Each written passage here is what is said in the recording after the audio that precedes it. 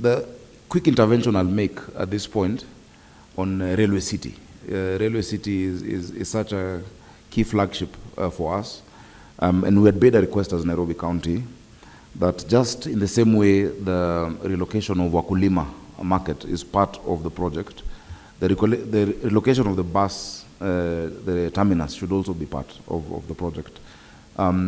Because if you look at the hub of the NMT, and we're talking about intermodal, transport, some people will still have to end up in the matatus. We have looked for where to integrate them within the central business district, and there is completely no space. The only space we can get is where we have Easy Coach right now, right next to the Railway City. If we can incorporate that as part of the project, I think the project will really move faster. And High Commissioner Neil, I hope that we can think about that. We've explored all options. The Green Park has not worked, and in fact, we have proposed change of use of what would be the Green Park terminal. It has not worked. All the pilots that have been done have failed to take off.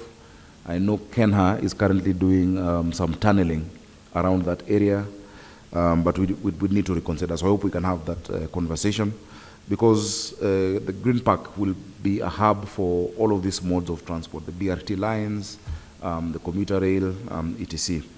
I have seen the impact of NMT. NMT has had huge impact, even in the social outcomes of just having dignified way of walking. Of course, most of the people don't walk out of choice. They walk because they can't afford the rest of the modes of transport. But you can see them having a sense of dignity. You can see the children smiling. You can see the women appreciating in the areas where we've done NMT. We want to do more of that as Nairobi County government, as well as cycle lanes, so that we can ride to railway here, for the next meeting, in future, we should be able to ride our bicycles. Apart from the health outcomes, it's good for the environment. We have a proposal on NMT that would want to present even here.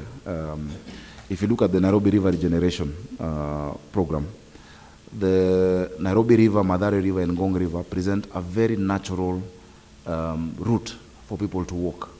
Our rivers were inverted in 1948, where we left that buffer to the informal settlements, and that is why you've seen, after the flooding, most affected were the informal settlements. Because before that, I think the more well-off-to-do people went to the higher areas and created a buffer zone in the 1948 master plan. We want to change that narrative. If you look at the commute from Kamkunji to Westlands along the river, and I'm glad you and Habitat are agreeing with me, it will take you 15 minutes. If you go Westlands to Naivasha Avenue in Waithaka, it will take you less than an hour. But we forced our people to walk like vehicles, on the road. And so that Greenway project, and every cloud has a silver lining. The flooding has enabled us to recover a lot of the riparian. Unfortunately, but it's a silver lining that now we have the space to implement even the first 20 or 30 kilometers of the NMT, and I hope that would be prioritized. Ladies and gentlemen, the purpose of the meeting is to discuss and coordinate our efforts for the successful implementation of the G7 Plus Secretariat within the NGCS, using prioritized projects of the transport sector as the pilot. This is informed by the Partnership by Global Infrastructure and Investment, the Partnership for Global Infrastructure and Investment, PGII, launched by the G7 members, that is Canada, France, Germany, Italy, Japan, the United Kingdom, and the United States, during their 48th summit in June 2022, as earlier indicated. The G7 members pledged to mobilize $600 billion to support transformative infrastructure projects in developing nations. Kenya would wish to proactively draw on this support and demonstrate how a nation can leverage its internal coordination mechanisms to make the most efficient and effective use of development partner funding.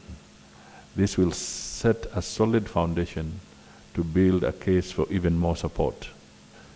The Nairobi metropolitan area, and we are happy to have the governor with us here, as the economic hub of our nation and which generates 40% of our GDP, faces significant challenges of congestion and mobility. This negatively impacts the environment in terms of pollution and increases the cost of transport. Decongesting Nairobi and improving mobility are our top priorities as identified in the 4th medium-term plan. The government is primarily focused on improving urban mobility by enhancing commuter rail, bus rapid transport, non-motorized transport systems, and Nairobi Railway City. The selected projects have been identified by the State Department of Transport in the Ministry of Roads and Transport as priorities that will produce real, impactful, and sustainable outcomes for the people of Kenya. We have the goodwill. We should now ride on it. On our part as well, it will be necessary for us to accelerate some of the issues that may be delaying the actual benefit of the funding on our side.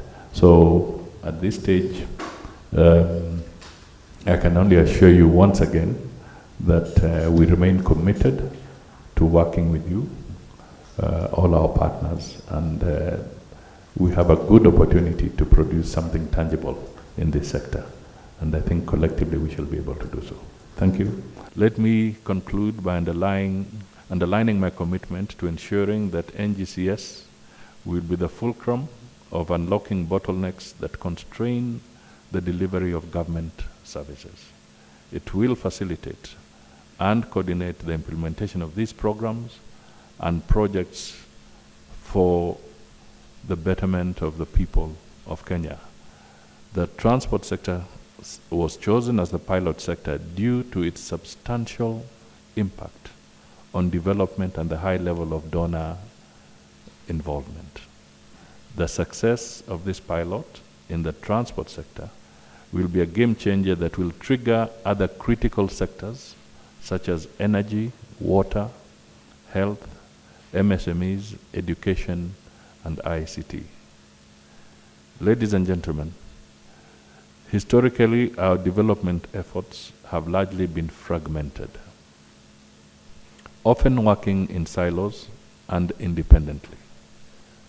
The pilot phase of the NGCS G7 Plus Secretariat has enabled us to learn that despite harmonization, alignment, and coordinations efforts over the years, there still exist silos amongst the development partners and also the government departments. It is imperative that we break down those silos and foster a culture of collaboration and integration in order to make the most effective use of the limited resources available. We see this program as genuinely transformational. And in that spirit, we're therefore delighted that we think this project should be eligible for the Partnership for Global Infrastructure and Investment under the G7 Plus initiative. And for those less familiar, this is a program that was launched at the 48th G7 Summit in Germany in 2022. And so the potential is absolutely enormous. And this program is a flagship program under that initiative, and we expect it to be celebrated that way at the G7 summit next week. So this is a nationally important, but even an internationally important program. And we hope that that will help secure the access to international funding and expertise which can drive this project forward. As part of the structure of PGII, the idea is that country platforms should be established to set up coordination mechanisms between G7 partners and host nations. and so we are proposing to use that mechanism to take this program forward. Those platforms are led by host governments and with partnering with one country which will help coordinate international donors, and the Chief of Staff spoke about the importance of coordination. So in this context, the UK is happy to respond to the request from the Government of Kenya to lead that coordination of the country platform in the transport sector. And we will work closely with our international partners who we've met and discussed this to try to achieve that coordination. And more specifically, the coordinated delivery of 4 integrated mass transport projects which serve Nairobi city centre, including the bus rapid transit, commuter rail, Nairobi Railway City, and the non-motorised and electronic vehicles project. And we think together those different projects can become a single transformative program.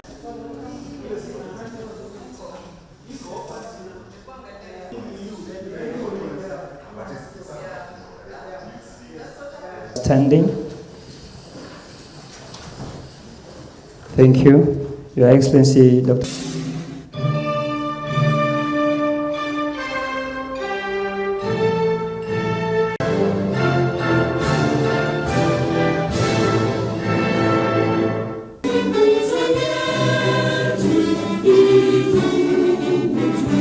At this juncture, I want to hand over to my Chief of Staff, Mr. Job. Good morning, Your Excellency. Marcoscopa, Italian Embassy, Head of Trade. Deputy Head of the German Embassy. Good morning, Andrea Manasseh, Deputy Director, French Development Agency.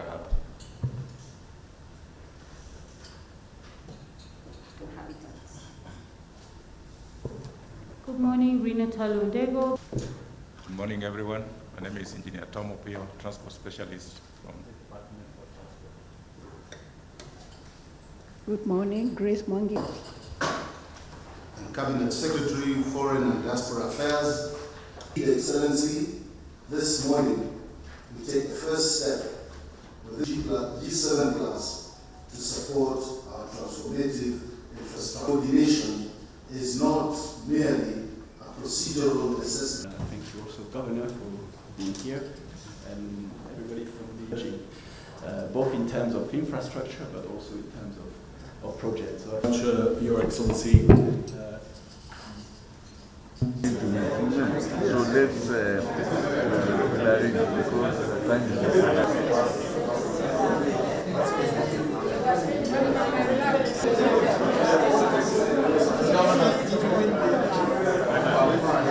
Start off and then allow Engineer Pio to proceed with the presentation.